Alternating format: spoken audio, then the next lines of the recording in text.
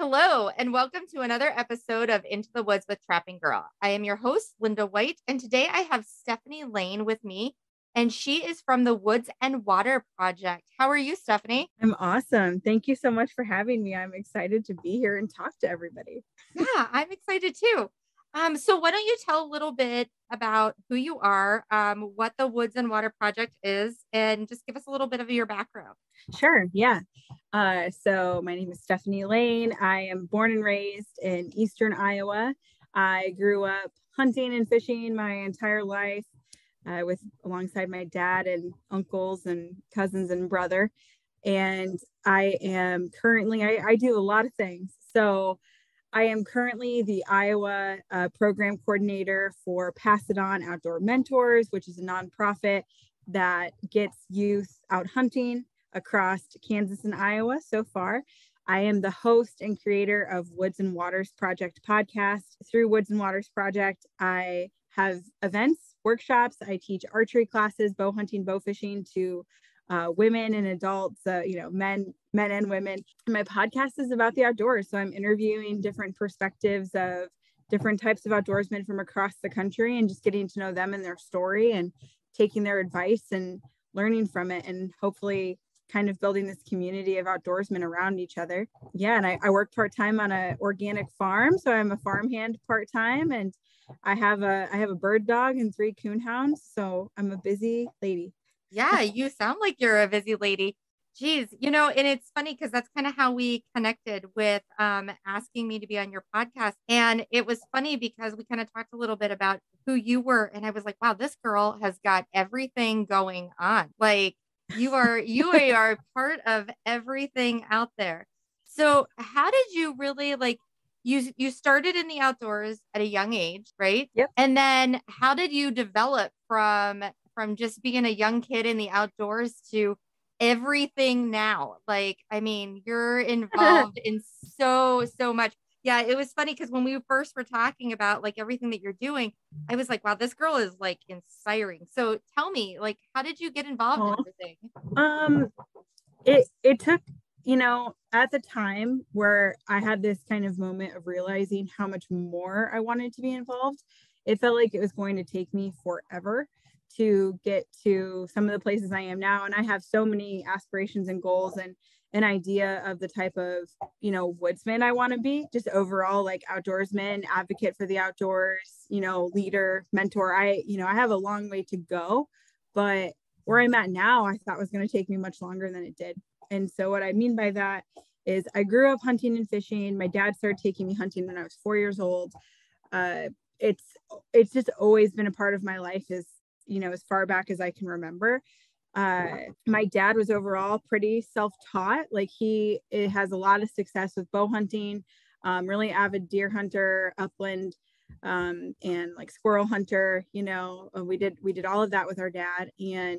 But because he was self-taught, and I'm just like a very curious person, and I was a very curious kid, I was always kind of wondering bigger picture, like, why did we put our stand there? Why did we pick this spot? Why don't we try a new place? Why do I shoot this gun instead of this gun? And I always had a lot of like big questions. And, sometimes he knew the answer. Sometimes maybe he didn't. Sometimes I thought there was another answer than what he was giving me. And not that he was ever wrong. I was just very, very curious. And so as I got older, there were a lot of things that I wanted to know more about. And I just became insatiably curious about becoming better and learning. I've been getting asked by people a lot of my life to take them out hunting, to teach them how to shoot a bow. And then I started to put myself out there when I was in my mid-20s. I'm 30 now. So roughly about my mid-20 age range, I was working a corporate job that I was just really burnt out on. I was focusing on making a lot of money. I wasn't hunting that much. I was every year, but very minimal compared to what I do now. I just felt like a shell of myself. Like I was working so hard to be this businesswoman, and it wasn't fulfilling. And so, there was a lot of things that happened in between, but I basically became an archery coach, started teaching classes, joined Pheasants Forever, joined NWTF, started getting into as many classes and groups, like women's groups, as I could, and just throwing myself into everything. Yeah. So I I gotta ask, like you're teaching so many different things right now. Like you're teaching like bow hunting and bow fishing, right? Like how Yeah. did you decide like, okay, I'm gonna go from being a part of these groups to actually getting out there and now I'm gonna start teaching these different things. I'm gonna take that step, even further. Or was it just like a natural progression? You didn't even realize that it was happening. Yeah, I think it's a little bit of both. So I'd have to think it's like a chicken and egg situation. I think they were kind of happening at the same time. There's a couple things that stick out in my mind that were really like aha moments for me. I was I was really involved with my Pheasants Forever chapter in the county I lived in at the time. Mhm. And they were they still are such an awesome example of going kind of above and beyond. And I got to do some different workshops where I was learning different skills. They sent me to a wing shooting uh, workshop and different things. And I just loved it. And it was a mixture of when I was going to these workshops and I was learning, it was a mixture of learning new skills, but then also realizing like I had a lot of confidence issues then. And it also made me realize how much I knew. Like I was being challenged to show what I did know. And I knew so much. And I never stepped up and hadn't been teaching. And our Pheasants Forever chapter was teaching a like shooting workshop where we did handguns, shotguns, and archery. And they asked if I would teach archery.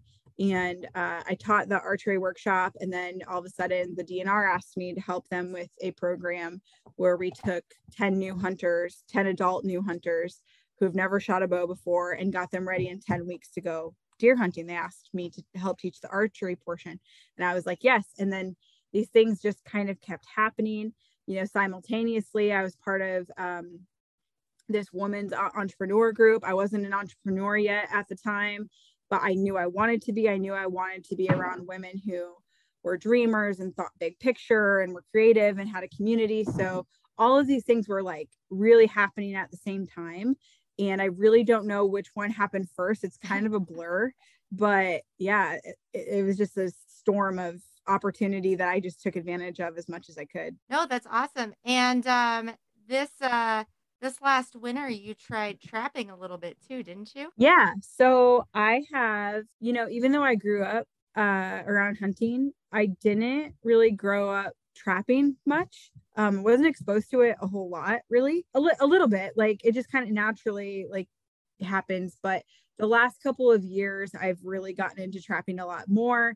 I started trapping beaver with my boyfriend, 2 years ago. Honestly, even Mm-hmm. before we were really dating. I was like really fascinated by that. And actually, I started learning to skin and flesh and do some of like, working with the furs before I even started trapping. So I think that kind of caught my interest. Like once I was working with hides and furs and doing those things, I became more interested in trapping. So I kind of again did like cart before the horse, but That's really interesting. I've never heard anyone start that way. That you started, fleshing and all of this and then decided you were going to start trapping, but that's really kind of neat. I mean, honestly, like because you were understanding like how to handle your fur and really take care of things before you went out and did it.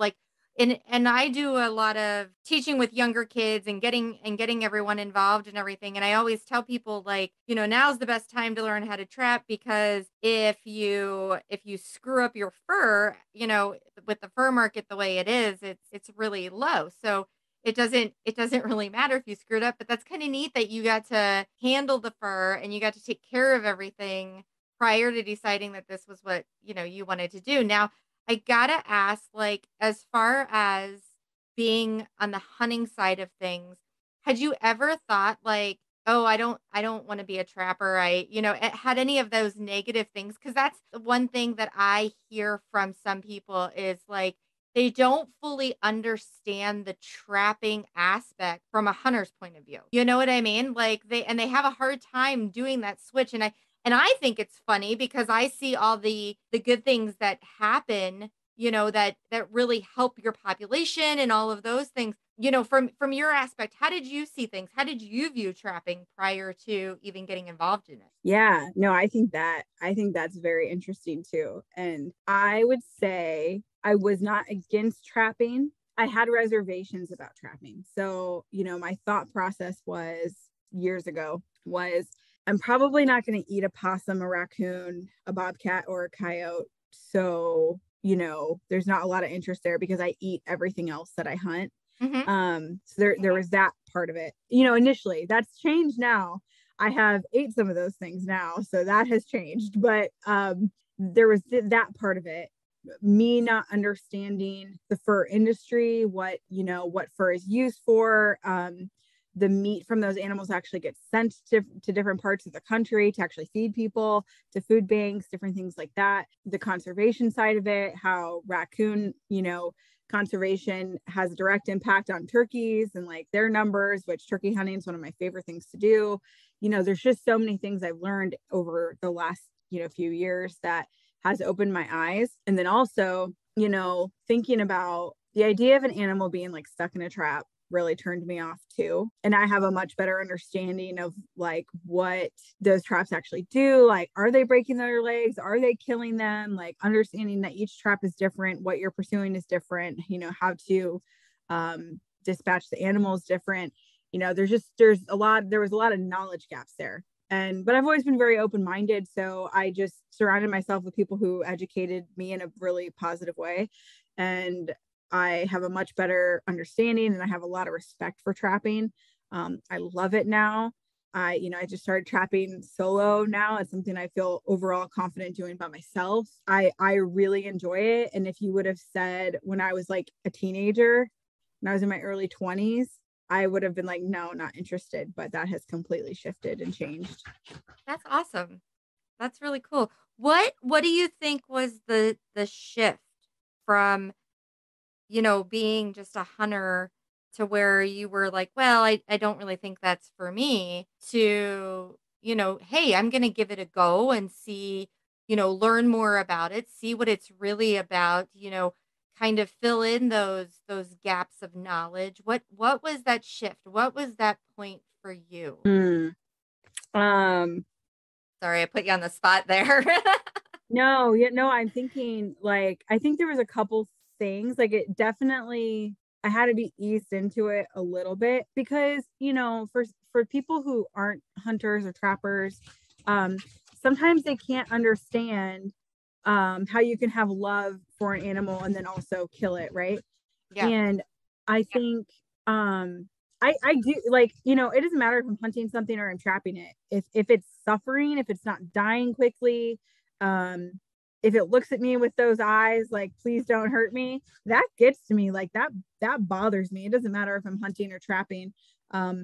Trapping, sometimes you see those things a little bit more up close and personal, right? I mean, Mm-hmm. you're right next to them. So I think if you're a human, it pulls at you a little bit.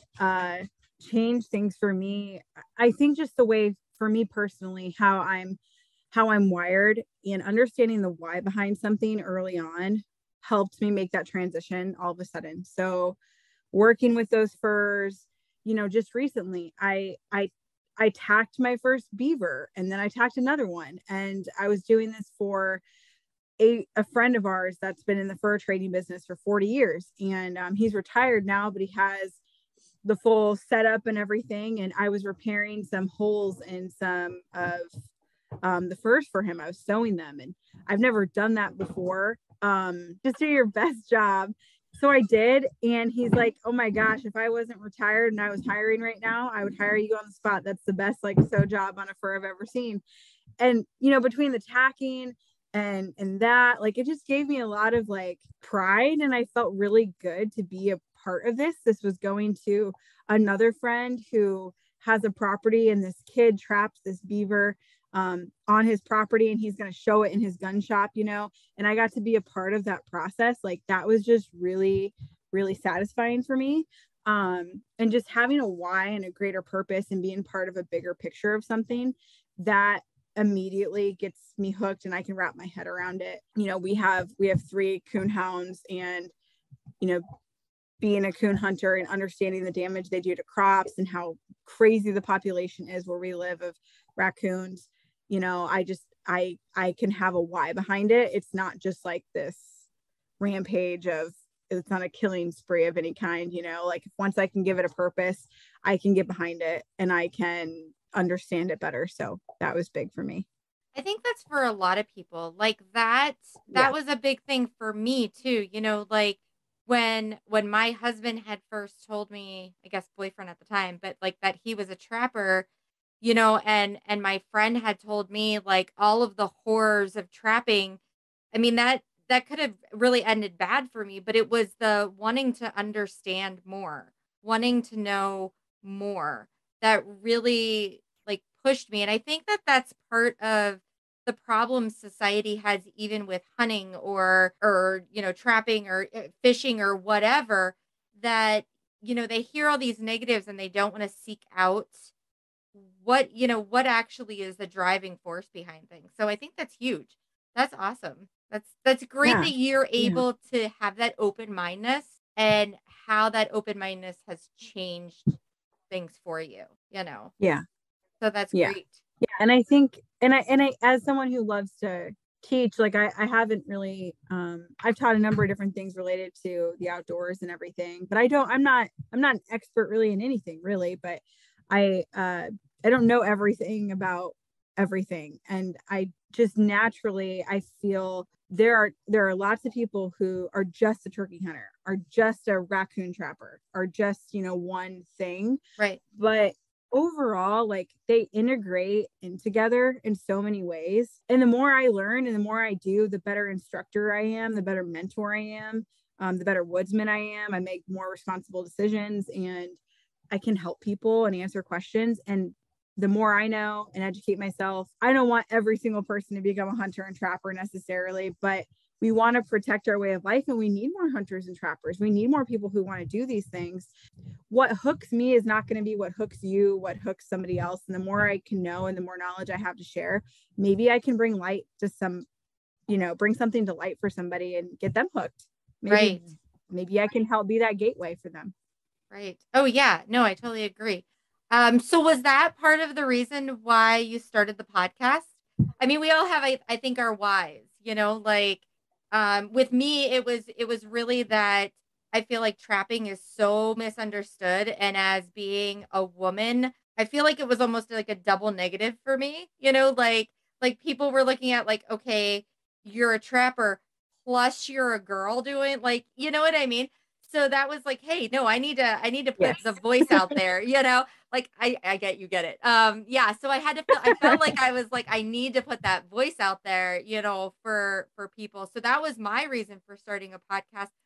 But what was yours? I mean, I think that's interesting to hear. Yeah. My reason for starting the podcast is definitely multi-layered, but you know, growing up in this like hunting and fishing world, hunting for my dad and myself and my brother uh, was a way for us to spend time together, was a way to connect. We all are very, very stubborn and we all butt heads, at least we used to.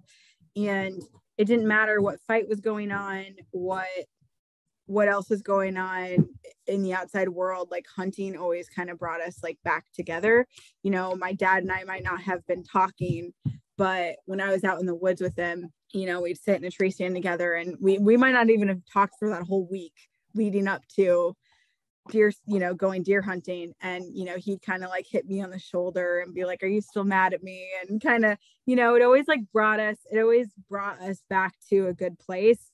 Nature has always been a healing thing for my family, even if it wasn't said that way. And what I think is interesting, and I grew up kind of like this stereotypical, like it's brown, it's down, redneck kind of upbringing, you know, which I love and I appreciate. And then also I'm kind of a hippie child who likes to just like be barefoot outside and loves hiking and bird watching and very spiritual. And I feel like I'm both of those things. And those stereotypes don't necessarily always like out like obviously belong together or bond. And I just thought that was so weird, because even though I knew nature was part of a deeper thing than just like hunting, like a trophy thing, I knew it was deeper for my family. We didn't talk about that stuff. We didn't talk about the hippy dippy stuff. We didn't talk about putting meat in our freezer. It was just something we did. And like, I wanted to bring those two worlds together. I wanted all sorts of outdoorsmen to have conversations, because I feel like I relate to so many different types of outdoorsmen.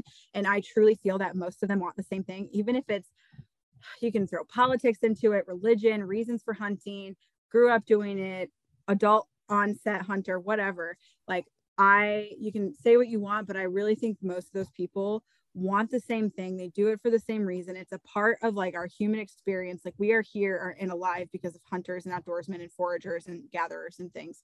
And I just think there's a deep connection there that connects us all, that like gets tossed out all the time. And I don't like it. And I wanted to have an open place where I don't care what your background is. If you're outdoorsman, like, let's talk, and that was, I don't think I've ever gone into it that deep before, but that's really the reason.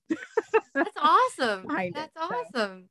So just so thank you. Before we move on to anything else, where can people find the podcast? Because I really want people to be able to be able to tune into you, have another audience, as well, and hear things that maybe they won't hear on mine. Sure. Yeah. Thank you so much. So it's Woods and Waters Project podcast.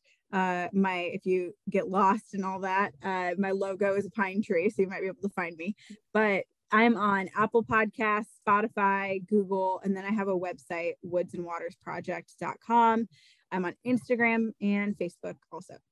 That's awesome. That's awesome. So now we're gonna take a little shift here real quick. Now I always kind of ask people, to give some kind of like story or something that they really like connected with the outdoors, what kind of brought them in. And you were at a young age or whatever, but do you have like a story that like just really sticks with you? Something I always find it interesting, like people's little stories of the outdoors and, like what really sticks with them and what kind of, if you were to tell one story of all your time out there, do you have one? Oh gosh, I have to, yeah, thinking about one story is hard. But when I've shared this in different places before, and to me, I guess it could be like, I talked to my dad about this, and he just, he's not much of a talker, but I don't want to get like all like hippy dippy about it, but here I go. So when I was 4 years old, my first memory is my dad taking me duck hunting, and I can still vividly remember it. I've had, dreams about it. I can still remember standing next to him and my uncles, and we were kind of in like a flooded-ish timber. I wasn't quite wearing camouflage that was meant for me. I'm the only girl in my family that hunts. And so I never had anything of my own until I was an adult. It's always hand-me-downs that were too big for me. Guns are too big for me, whatever. A bow too long. But I vividly remember going duck hunting with him and my uncle and my cousin. And I remember my dad going out into the water to go get the ducks. And I remember him having to, one of them was kind of flailing a little bit. And I remember him grabbing them and like coming in, and he's like walking towards me, and he's looking at me, and I'm looking at him, little 4-year-old, and I'm looking at him, and he's got the duck, and he's, making sure the duck is dead. And he's just looking at me, and it's kind of one of those looks, he's said this before, this was either going to be a make you or break you thing. I'm thinking, I just brought my 4-year-old daughter out here, and I've got these ducks in my hand, by the throat. I might ruin her. Like, this might not go so well, Right. And I still remember thinking like kind of this, like a little bit of a lump in my throat of, I don't love that, but I love this, and just, I wanted to be a part of this with my dad going forward. Yeah. And I still remember it. I still remember like the colors, the feeling, and just wanting it to be a part of my life. And I just think it's the first memory I have, it's the first thing I can remember vividly from my childhood. And I think that means something. Like there's so much of my childhood I don't remember, but that I sure do remember. As well as many hunting experiences with my dad and friends and different things. So I those are the good things. And I think it has something to do with who I am and like who I'm supposed to be. Like I hang on to that stuff and I remember it really well. Yeah. No, that's really neat that you say that, because like, so whenever I was a kid, and I think we talked about this on your podcast, but when I was a kid, my dad took me hunting and I shot a squirrel and I cried and I made him bury it in the backyard and everything. And so our experience went very different because I was kind of the same way, like where I was like, well, I really love spending time with my dad, but I don't love this, you know? And my dad chose like the opposite than your dad did. Like my dad was like, yeah, she's not going to come with me anymore. It'll be fine. We'll stick to fishing. And it's funny because I think almost like how your parents sometimes handle certain situations really does get your view on this. Like your dad could have been like, nope, we're not doing it anymore. It's not a good thing or whatever. And it's funny how like for me, I still found my way back. You know what I mean? Like so those things Yes. are in us, and I Yes, feel like I agree. even like though your dad like kept pushing you and you kept going and everything. I feel like even at that age, if he would have been like, "Oh, maybe we'll try this again in a couple years or whatever," that still would have been in you. Like you would have found your way back. So it's kind of neat to hear, like all of us, whenever we were little, kind of had that like, oh, like it wasn't just me, like you were a little like, Yeah. well, okay then. Yeah. Yeah, I agree. I very much agree with what you said of it just being like in us. There are just going to be some people that you could take them hunting and fishing 100 times and it maybe just doesn't click. It doesn't spark them. There's not a spark there, and that's okay, right? Like that's okay. But I really think there are people, that adults and kids both, that once they get a taste of it, it's going to become a part of them and it's going to be something bigger. I really do think that. Yeah, no. So I always tell people like because I do like a lot of things where we're trying to get kids involved into trapping and everything. And I always tell people like you're going to have those kids that they're going to be lifelong trappers. They're going to be lifelong outdoorsmen. And then you're going to have those kids that are never going to really get that spark, but they're at least going to understand what's going on. And we need both. Like we need those people who are get that spark, get that little like, oh, this is awesome. This is amazing. And then we also need those people who are just like, it maybe isn't for me, but now I understand it and now I get it. And that helps grow the community, I think, just as much as those who are really involved. It's important to get both aspects and to feel that on different ends. So yeah, I agree. That's kind of neat though to hear somebody else who's like, yeah, I would have always felt this way. I would have always, I would have always came back, and somebody who agrees with me and doesn't just think that I'm crazy. So I appreciate that. So, Absolutely.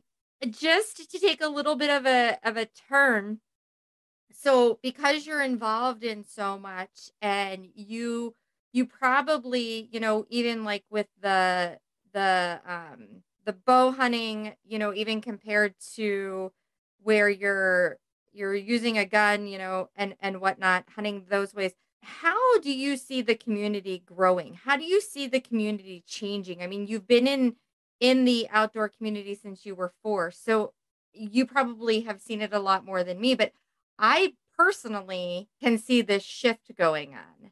And maybe it's just me, but I definitely see like a shift with women and kids and more getting in the outdoors. So, where you're at and you being more hands-on teaching everything, how do you see the community? How do you see the growth and the shift?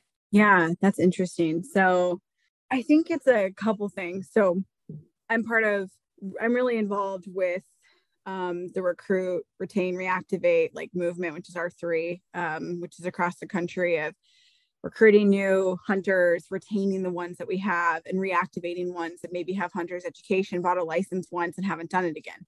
Mm-hmm. And when you're a part of those things, it's not just like hunters that are in the room. It's a lot of conservation folks. It's a lot of organizations that they look at the data, right? They're looking at just the facts.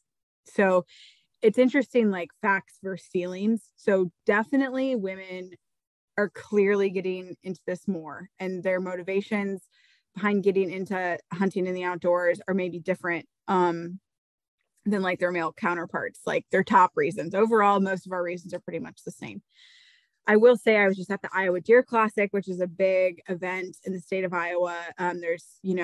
There's vendors from all over the country that come there to talk all things outdoors and hunting. And there were more women there than I've ever seen before, whether that means that they're hunting themselves or there was more of them at booths, like working the booths. I've gone every year for years, and I definitely saw way more women than I've ever seen. So whether they're just being like supportive or they're actively involved, either way, there was way more women there. But statistically speaking, from these groups that I've been a part of in these conferences, we're losing 45% of hunters every year. So even though we are seeing more women get involved, which therefore in return actually has more kids being involved, because if mom's involved, there's a higher chance of kids being involved as well. Because if mom is confident and comfortable, she'll take her kids out, right? She won't have to rely necessarily on like the male figure, which would have been more traditional, to take them out. So even though we're seeing more females and kids, we are still losing, because the main demographic of hunting are still baby boomers that are white men, right? So even though I'm seeing more demographics, more women, more people of color, more children, we are, actually though losing 4 to 5% of hunters every year. And it has been that way for years. So it's like a double-edged sword, like the face of hunting is changing, who's getting into hunting is changing, but we are still kind of seeing a decline in hunters at the same time. So that, I think that's an interesting thing, and how that looks in the future. I'm like excited to see. I hope it levels out. But as we know, baby boomers are one of the biggest populations. So to make up for that, as they, I'm delicately saying, like as they are not physically able to hunt anymore, or they pass away, or whatever that looks like, we kind of want to backfill that, right? For lots of reasons, because the money that they are providing, hunting license, like purchasing guns, purchasing equipment, those things go into wildlife and conservation and protecting our wild places. So if we're losing 4 to 5% of our hunters a year, we're also losing some access to our wild places and our animals. So anyway, that's like a rant. I see more women and children, but we need to see more of that across the board, if that makes sense. Yeah, no, that makes total sense. I totally understand that. And, to add to that too, I think what's really cool, as I started the podcast, as I started teaching and putting myself out there, and helping with other events, and then also being a participant and going to women's events, it is so cool, because even though I grew up hunting, I grew up in the Midwest, whereas it's kind of like whitetail heaven where we live. I did not know very many hunters, let alone female hunters, like actual people who hunted almost every type of season regularly. I knew a lot of shotgun hunters, but besides that, not people who like lived and breathed it until I got older.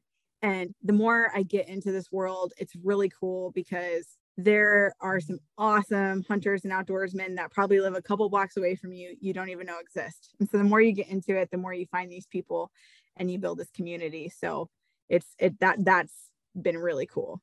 Yeah, no, I agree. And I feel like there's a lot more groups as far as like wild harness, like that, right there, that group right there, real camo girl. Like there's a ton of groups now that are getting like little pods of women. I feel like, out on hunts together and doing things, and where it really feels like a tribe, like a community. And, you hear all these negative things about social media, But I feel like if it wasn't for social media, some of these people wouldn't have connected. They wouldn't have been able to reach out to others and feel comfortable and get together and like so I think that's huge too. Like a good part of growing the community, you know, like social media has a positive and a negative, but I think that's a good positive part of it as well. Yeah, I agree. I have such a love-hate relationship with social media. Because I can get sucked into it. There's a lot of negativity associated with it sometimes, but there are people like yourself, possibly. I mean, I did go to the event, but we didn't get to meet at the event, so um there's so many people across the country I would never have met or become friends with if it wasn't for social media. Yeah. And these are like, they're my people. Like they're very supportive of me and I'm very supportive of them. And I agree. I've gone on some women's hunts that I never would have known about if it wasn't for social media or known these women. So Right. I agree. Right. So, we're gonna kind of wrap up here a little bit, but like for you, being in the situation that you are, as far as like an instructor and seeing, you know, some of the new people coming in and seeing some of the older ones that have been in the sports and things like that. How do you what do you think is maybe lacking or something that we need to do to help grow this community? Because you said, you know, even though there's different demographics and everything really getting involved, we're still losing people. So, do you have any ideas of like what are some things that we can be doing to maybe get some of those people back, you know, retain some more people, grow the community, make it more welcoming, you know, what are your thoughts, plans, you know, advice even for anybody who's listening? Yeah. Um, that's a great question. I think whatever an individual can do and can do that still doesn't take away from their time outdoors, doesn't take away from their peace, doesn't take away from their family, whatever each individual outdoorsman can do. And whether that is mentoring somebody, not gatekeeping information, right? So like if someone's like, help me, like, I don't know what to get for my first bow, or how do I pattern my gun for turkey hunting? Like if you can give some advice and you have that advice to give, share that advice. Don't keep that to yourself if it's not something like, a private, like your secret hunting spot. Maybe keep that to yourself. Other than that, like share your knowledge and be honest with people and be approachable. um you don't have to stretch yourself too thin to help make this better. I think if you mentor one person a year, that's huge. If you don't want to mentor, if you don't feel comfortable or confident in doing that, that's fine. Like I said, sharing advice, sharing information. But on the other side of that, if this is like what you live for and this is what you love to do, mentor. Don't be afraid to do that. Be an instructor, take classes, become better. Be an advocate. Go speak to lobby for our Second Amendment, lobby for hunting rights, and put yourself out there if you're that person. Constantly make yourself a better woodsman. Become a hunter educator volunteer. It's not hard to become a volunteer hunter educator. Be a part of the face of who a kid or an adult getting into this can go to. Reach out to your local Department of Natural Resources or Fish and Wildlife. Like there are programs and ways to be involved that you probably don't even know exist. I know that that's true for me. Like some of my involvement is there were opportunities for me to mentor and teach that I didn't know existed. There's just no step forward I think is too small.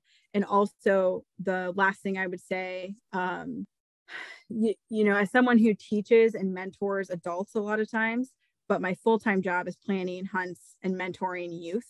So sometimes it's interesting, like different things I've been to, they'll be like, oh, we have to focus on the adults. Oh, we have to focus on the kids. The kids are our future. The adults can pay for it now. That is so crazy to me that anyone even argues about that. Like both need to be happening simultaneously.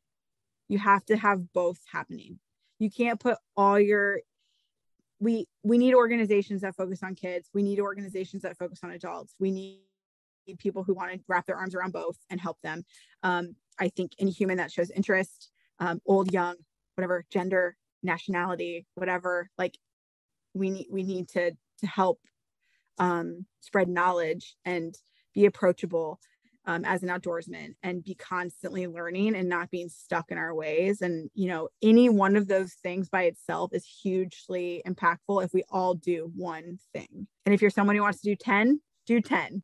That's great. Yeah. No, I think that's great advice. Absolutely. I think that a lot of people get stuck on this whole, like, it needs to be this big production. It needs to be, huge, that if you're not like the president of an organization, then you're not helping, or, I think that's huge on, I tell people all the time, like, even if you just took a kid trapping with you one day, or took a kid hunting with you, um, if you're cleaning out your shed and you have some old traps that you don't use, or whatnot, give them to a kid. You know what I mean? Like, those little things Yes. are huge.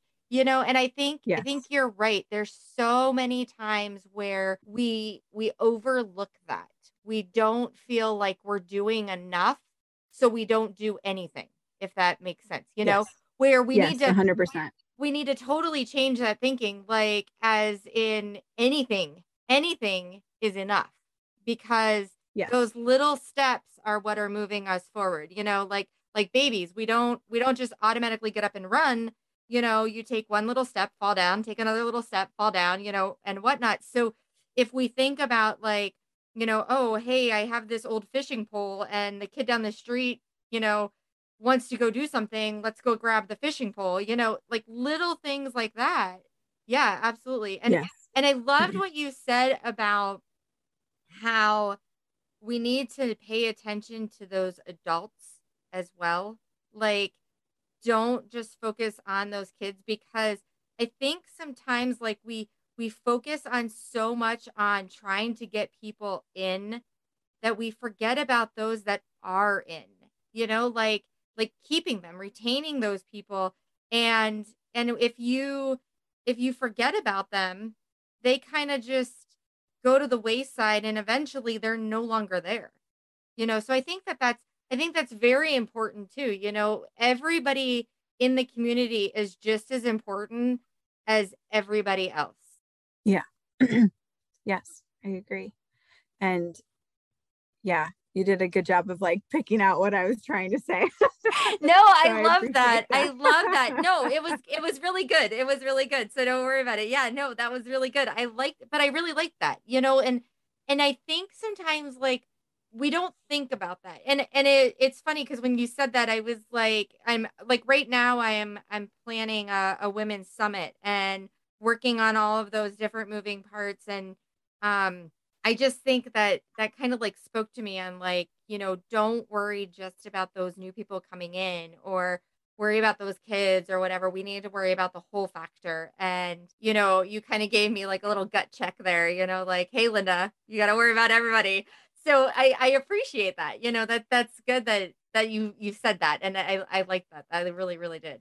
That's Oh, nice. thanks. Yeah. That's No. good. Yeah. So, like, it's funny because, like, today in like our little meeting tonight, I'm gonna be like, listen, we have to worry about everyone. So we're Yeah. Yeah. we're gonna wrap it up. But is there anything else that you'd like to talk about? Tell anybody anything? I really appreciated you taking the time today to just, I'm sure there's a lot of stuff that, like that, for instance, right there, that people don't even think about, and something that, just reaches people. And is there anything else you'd like to, like, a message, anything else you want to get across to someone? Um, I think I think really, to sum up so much of like what we've talked about, has come up a couple times, I think, in this conversation of, you know, where I am now. Like I have come such a long way in my outdoor journey, my woodsmanship journey. But I'm nowhere near where I want to be, and that's okay. And just like, you don't have to be, whether you're trying to be a hiker, a trapper, a hunter, an angler, whatever, a forager. You have to take the first step, like walking before running. Um, just take that first step and then just keep going. There is going to be a whole world that unravels for you if you pay attention. Whatever outdoor activity it is that you choose, there is so much to learn and constantly learn. And it's okay if you pivot and want to do something different and try something new, because it's so interconnected. So just get outside. It's good for you. It's good for your mental, physical, spiritual health. It's good for the rest of us. And just go, just go get out there and do something cool while you have time, Yeah. No, that's That's great. it.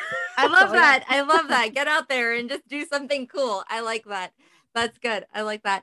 So, if anybody wanted to find you, how could they find you? How could they reach out to you? Say that there's someone who's like, "Hey, I'm in Iowa and I wanna see what you're doing." How Yeah. can they connect with you? Yeah. I'm almost a little too easy to find, I think. Um, so my name is Steph Lane, so Lane. If you are interested in the podcast or classes that I do or teaching like one-on-one, if you're in Iowa, woodsandwatersproject.com is my website. My contact information's on there. Instagram, Steph Lane. My at is wild and route. So wild, ENROUTE. But if you just type in Steph Lane, my picture's right there.